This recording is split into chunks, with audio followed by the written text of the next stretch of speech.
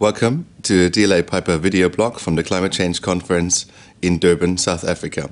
It is Friday, the 9th of December, the last day of the second week, and supposedly the last day of this conference. Although experience shows we sometimes spill into the next day, or at least late into the night. In the next few minutes, I'll talk to you about the clean development mechanisms and the latest developments there, and also what to expect from the last day and how this last day kind of like usually works. The clean development mechanism is operational now for many years and has attracted quite a lot of private sector investment. On an annual basis, the Executive Board, which is the governing body, receives guidance from this process as to how to operate in the following year.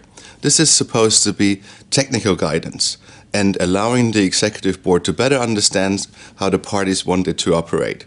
But it is already a pretty self-sufficient administrative tool, and many rules are there, and a lot of people know how to operate, especially on the Executive Board. So this is not supposed to be a political text or political negotiations, but technical. However, as you probably assume, and as we discussed many times during this process, this process does follow the rules of a political process, and therefore also in the CDM. We had about 5 or 6 pages of guidance to the Executive Board prepared over the last 10 days, ever since we started the contact group last week Thursday. And it actually went pretty well. Most parties agreed on the technical guidance that they want to give, with a focus on program of activities, with a focus on standardization and transparency, issues that the market has been requesting for a long time, and it seemed like the Executive Board and the UNFCCC Secretariat understood. But from day one, there were some political landmines built into this text. And the big ones were the continuation of the CDM. And although there should be no doubt from a legal point of view that the CDM can continue without any kind of further agreement on targets under the Kyoto Protocol, a few parties, and that is mainly Bolivia and Venezuela, introduced text that would, if you read it correctly or if you read it very, very closely and between the lines, imply that unless there is a decision to continue, it shall not continue. Which is incorrect. And then the same countries also put in text that would state that 50% of the revenue generated from CERs, the credits that are generated from these CDM projects, shall be given as share of proceeds and taken away and put into the adaptation funds, which would make a lot of these projects not profitable. These were some key issues and definitely upset the EU, which from day one said, in taking a very, very strong stance on behalf of the CDM, which was positive, that this is absolutely a high-level issue, and if this will not be deleted, it cannot be negotiated in this text and context, and it will have to be escalated to the ministers.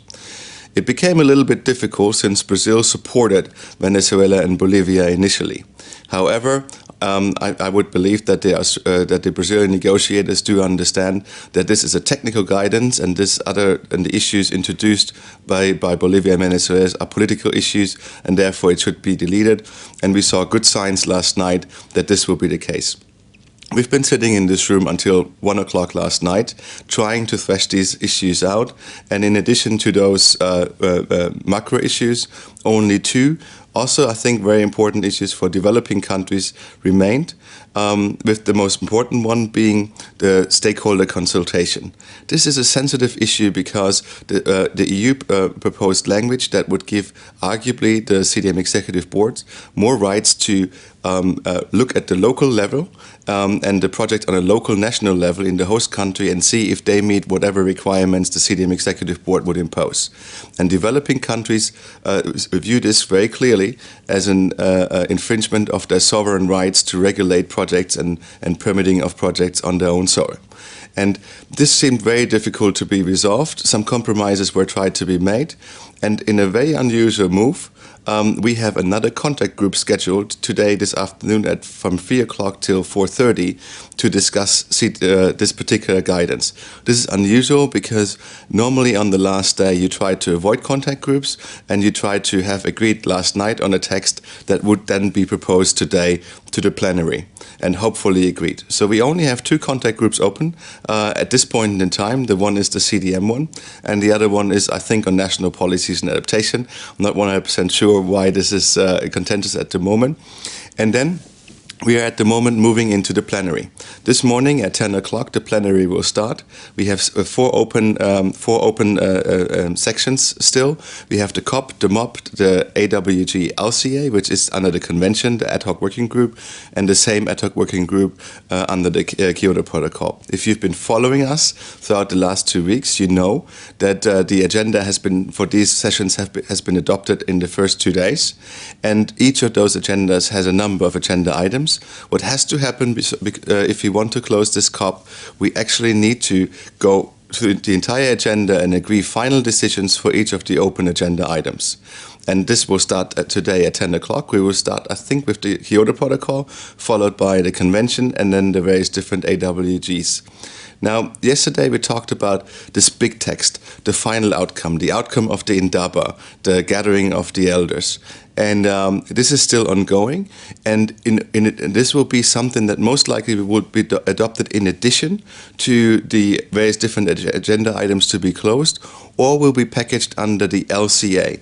This seems to be a good place because this is also where the Cancun agreements have been packaged up, mainly where most of the content of the Cancun agreements can be found.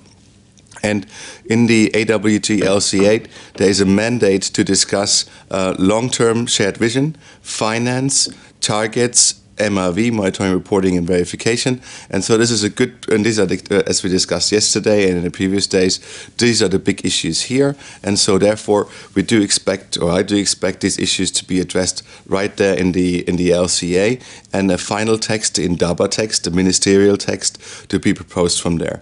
Now, both in parallel is quite an exhausting task, and experience shows that this can only be concluded sometimes. I think in Copenhagen we left about at 11 o'clock in the morning.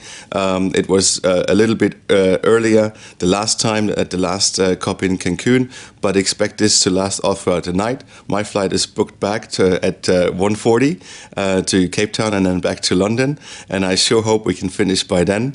And we will then report with final outcomes over the weekend and early next week. If you have any questions once we're back in London, please contact us. We look forward to hearing from you, and please stay tuned for the last final moments and hopefully a good and good and big outcome from Durban. And see you soon. Thank you. Bye-bye.